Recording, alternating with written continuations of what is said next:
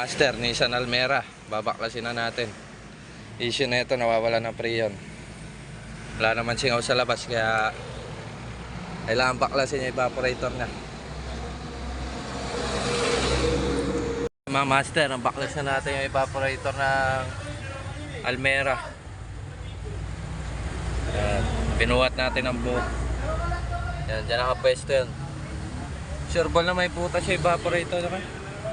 May marking na langis. Video ko tayo.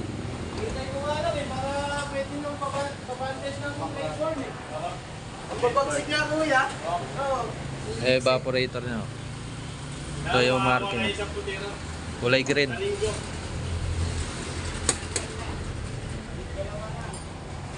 Yan na guys.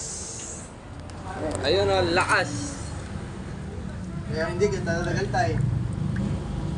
Ayun o. Lakas ng singaw. Na master.